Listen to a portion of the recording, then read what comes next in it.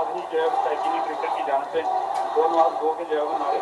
देखने में है, जिसके दौरान जो है नितिन शेट्टी शर्मिंदा भी हो गए, उनका खिताब थोड़ी देर के लिए रुका था, लेकिन उसके बाद उन्होंने उन शायकीन पर जो बोनवास गो के नारे लगा रहे थे उनको नजरअंदाज करते हुए अपने खिताब को कंटिन्यू करने की कोशिश की, लेकिन वो अपना खिताब जो था वो मुकम्मल नहीं कर सके। आवाज़ में जो लर्जिश थी वो हमें वाज़े नजर आई। उन्हें अजमियत का सामना भी जो है वो शायकीन क्रिकेट की जानिब से जो है वो करना पड़ा।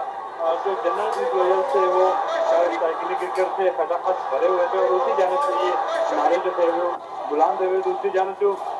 मुस्लिम लीग नून के सपोर्टर्स थे जिस इंक्लोजर में हम लोग मौजूद थे, तो उनकी जानिब से भी गम गुस्से का इजहार किया गया कि इस तरह के इवेंट पे जो था किसी को भी बोनवास गो का नारा जो है वो नहीं लगाना चाहिए। तो हम किसी को इस हवाले से रोका नहीं जा सकता, चाहे कि क्रिकेट बोनवास गो के जो नारे थे वो लगाते रहे